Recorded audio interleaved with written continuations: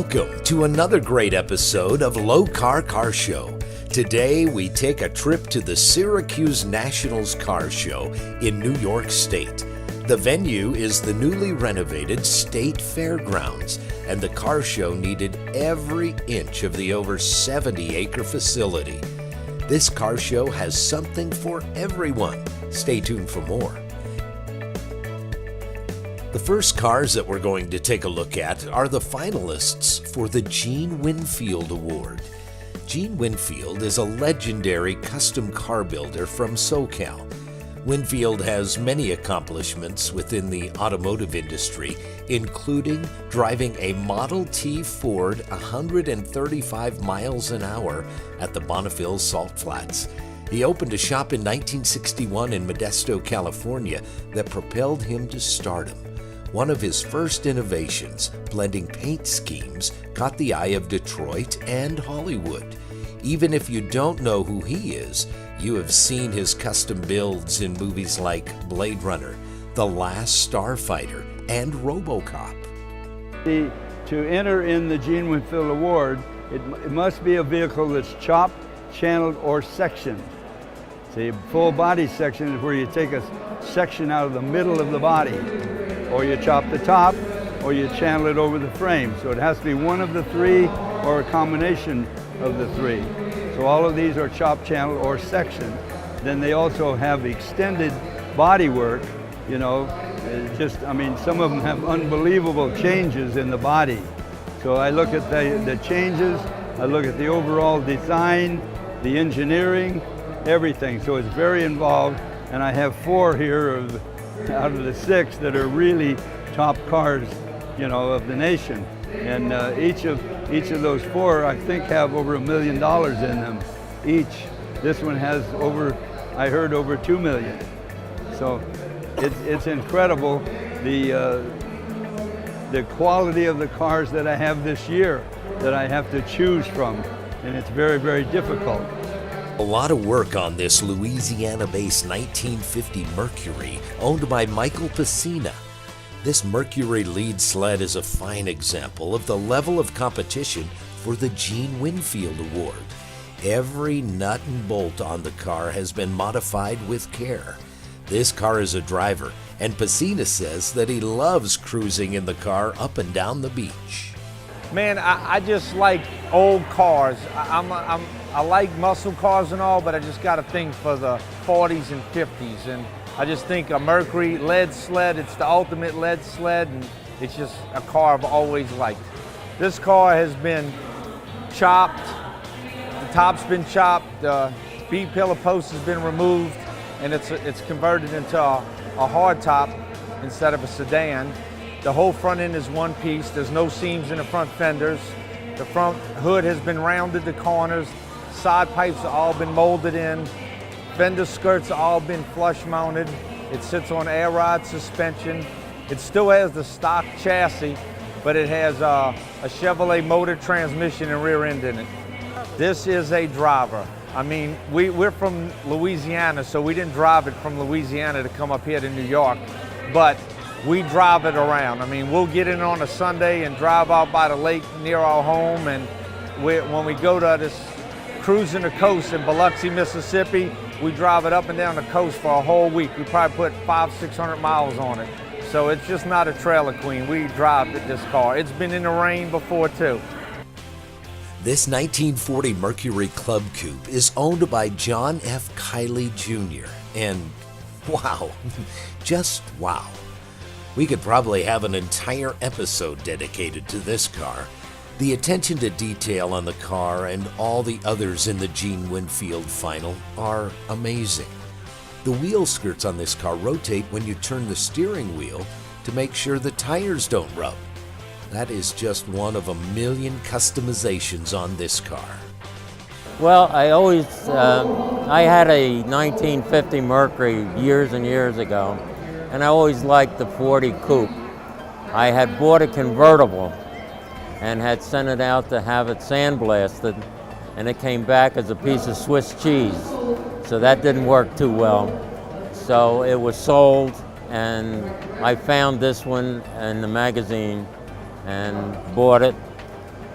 took it to Rob. Rob and I had, built other cars together. And he did a masterpiece on this car. The car just came out this year. The first show it was ever in was at the SEMA show in McGuire's booth in Vegas. And that was the beginning of the car. Ford Motor Company awarded it the most distinguished award. And Edsel Ford kind of fell in love with it.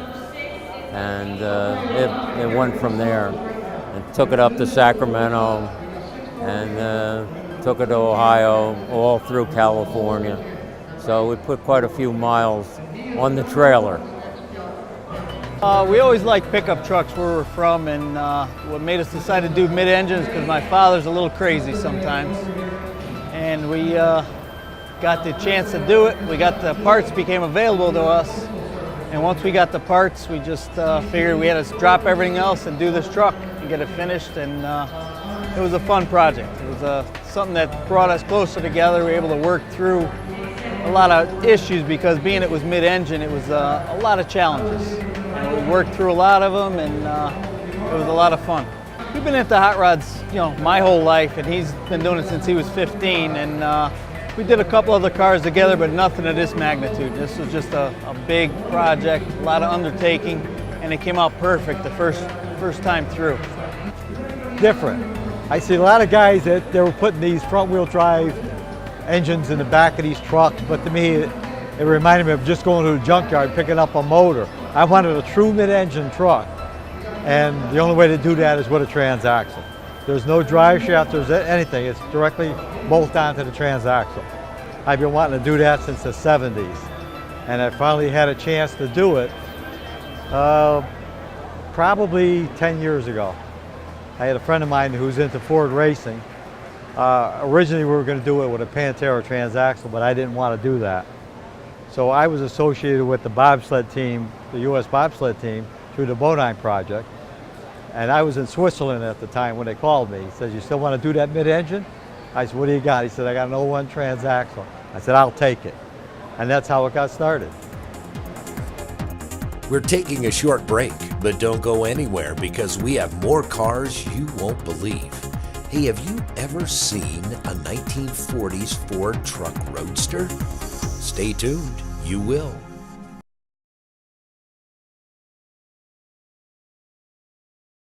The Lokar Car Show, presented by Original Parts Group, is brought to you by ARP, proudly made in the USA, the world leader in fastener technology. Original Parts Group, world-class restoration parts. Lokar, quality, plain and simple. National Parts Depot, make your dream happen. And by Power Probe, an absolute must for your toolbox. We're going to take a minute to hear from event director Rob O'Connor. He is going to fill us in on some fun facts about the show.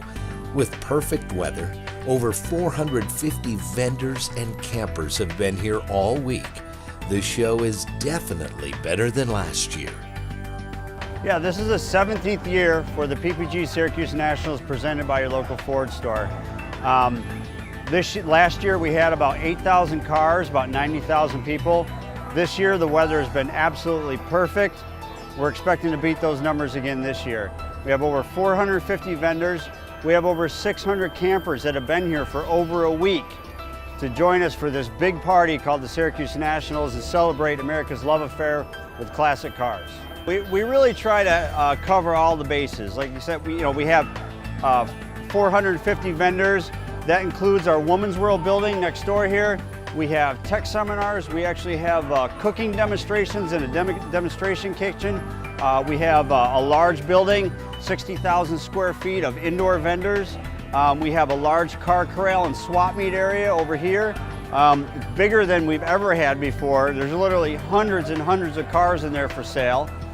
We have a whole rat rod building just full of rat rods. We have valve cover races down there. We have pinup girl contests down there. We have a backyard build-off down there. So we have a little bit of everything. Oh, we have the Mini Nationals, which is a mini car show with model cars right over in the building over here as well.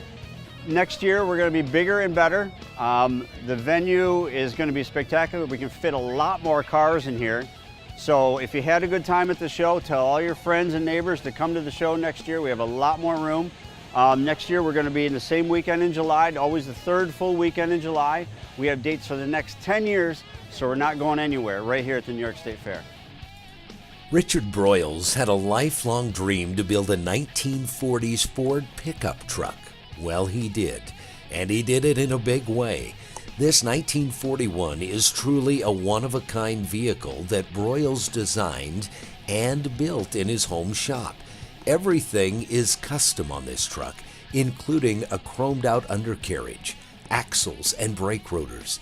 Broyles even made the color himself. This Ford Roadster truck has earned its place in competition and is an absolute thing of beauty. This is probably a lifelong dream to build a Roadster pickup truck. This is just sort of my design, my build, and it's out of my home shop. Started out as a 41 Ford truck. I used the fenders and the hood and basically built the rest of the truck, making it a Roadster. And the bed is similar to a T-model truck where it's high, where you can see the quick change rear end and all under it. It's all chromed out. The undercarriage is all finished, slick as a top, unibody construction. Of course, when you come to power plant, I kept it all Ford. It's a 5.4 Shelby engine. Of course, I've upped it with a Whipple supercharger. Done a lot of little tricks to that engine. For now, we're trailering. We're planning on doing a few of the indoor shows, and with the chrome rotors and the polished exhaust, we'll wait a while before we drive it much. It will drive, but we're not driving it.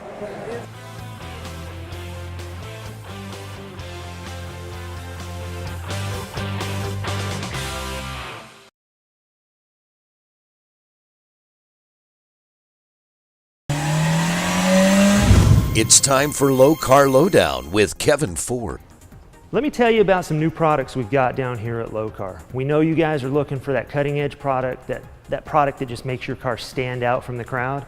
Well, over the past couple years, we've worked with Goolsby Customs, and I think we've come up with a couple that will really help you do that. In this case, we've got a dash insert that's styled after an Auburn dash, but in this case, we've actually downsized it and changed the shape, so you don't have to go modifying your dash, cutting it up, and making all kinds of mess out of your car. You can take your factory 32 dash panel, cut a hole in it, put our dash in with the provided tabs and brackets, and you're done. It bolts in. It comes pre-finished. We have it in polished, and we've got it with 3 different color inserts that are interchangeable. I mean, if you change your mind in the future, you can change them too. But we've got tortoise shell that we have here. We've got a mother of pearl finish, which is a nice white pearl look. And then we've got an engine turn finish, which everybody would be familiar with, and it kind of styles after the actual Auburn dash. We didn't stop there. We kind of went down and added some door sill plates for a 32 Ford as well. They come with the same 3 finish options, and they tie in nicely with many of the other products that we've worked with Goolsby and some of the normal Lokar products as well. If you want to check them out, we'd love to have you go to our website at lokar.com or find us at any of the many shows we go to through the year.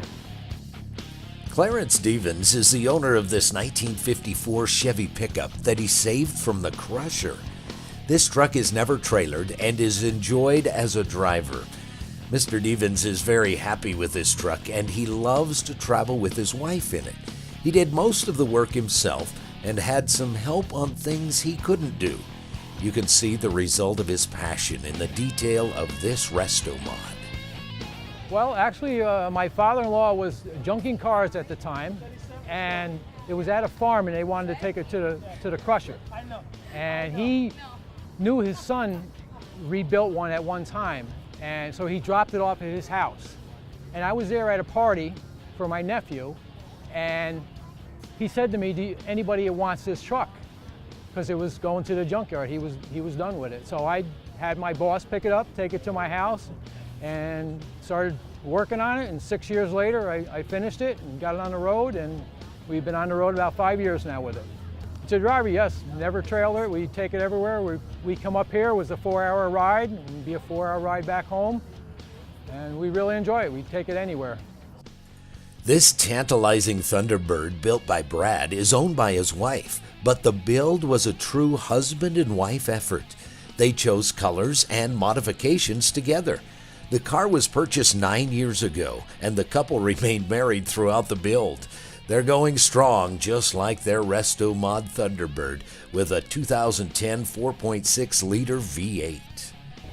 The Thunderbird was my dream car. I wanted either a Corvette or a Thunderbird. The area that we're in, there's lots of Corvettes, so the Thunderbird was different. So we picked it up 9 years ago. It took us 7.5 years to get it to what it's at now. And we're still married, no fights. It's absolutely what I wanted. I'm so proud of his work. Unfortunately, all the pictures that we took, and everybody's like, you didn't work on it. Nobody was ever there to record me laying underneath the car holding an oil pan or holding a dolly, but I'm so proud of all the work that he's done and the hours that he put into it, and it's more than I expected. And we've had so many adventures doing this, from picking up parts to picking paint colors and all the fantastic people we've met, and it's been an experience. It's been a great 7.5-year experience.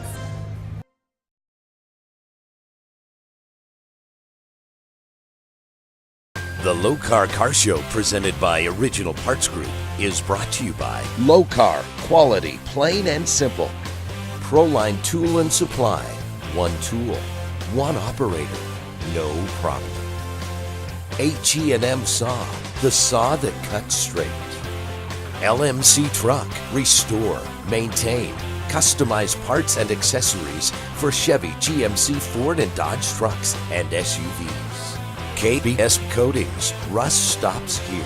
And by Power Pro, an absolute must for your toolbox. Resto Parts Restoration, powered by Original Parts Group. Here we have a mirror for 1961 through 1964 Cadillac. This is for DeVille and Eldorado models. And let me tell you about this. This is a great part made by Resto Parts. It's just like factory, high-end chrome, high-end casting. It's pretty much perfection, just like these cars were intended to have. Now let me tell you what the issue is, and we have customer questions about this. It's how to install one of these mirrors.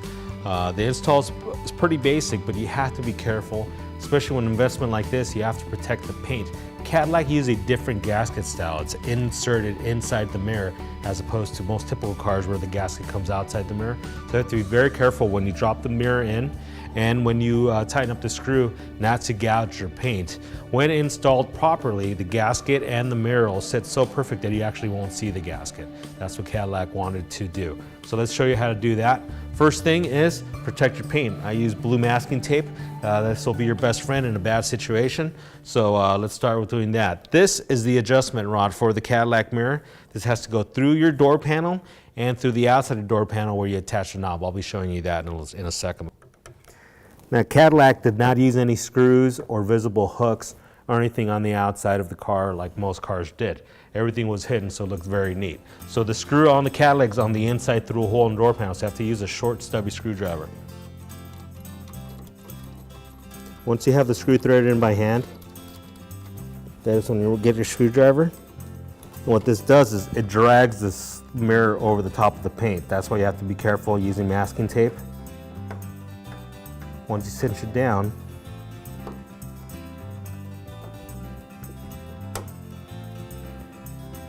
it probably moves about 1/8 to 1/4 of an inch across the top of your paint. But once it's cinched down, as you can see, there's no visible gasket on the car. When you're done with your install, that's when you remove the tape. Now the second part of this is the adjustment knob. It's very beautiful, very perfect adjustment knob, also made by Resto Parts. Simple install, uses an Allen head screw on here. You run it through the grooves. You tighten up the Allen head.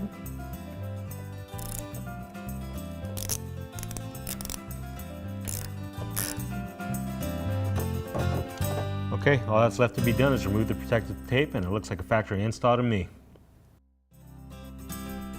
Randy Kremens is the Director of Training for PPG Automotive Refinish.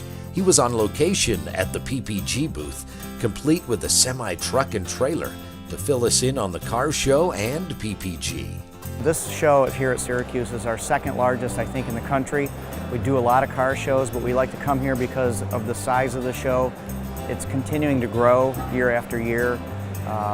We have some outstanding distributors here. We're really here for our distributors and our customers, our end users. And obviously we have the truck behind us with all the information in it that you need. If you're going to make a decision on color for your car, we always say it's all about color. So that's why we bring the truck and all of our team here. We've got probably 12 people supporting this. So great show for us. Gives us a great opportunity to tell people who PPG is and what we do, and then help them pick a color for a car if they have a project coming up. That's partly because we spend a lot of time actually training our customers. I'm the director of training, so I get an opportunity to train 16,000 customers last year. That's a lot of customers, and when I say customers, those are painters, people that actually pull the trigger and work on the vehicle. We trained 16,000 last year, and we average probably about 15,000 a year that we train. It's one of the real core competencies that PPG has, and we really focus on ensuring that when someone leaves our training facility, they know exactly what they need to do to either build a car or to repair a car to a pre-accident condition. Thank you for joining us on another great episode of Lokar Car Show. Today's episode featured some works of art and custom cars you may never see again. But that is our specialty. So tune in next week as we travel to Hollywood. No, not California. But still there will be bright lights and star cars. See you then.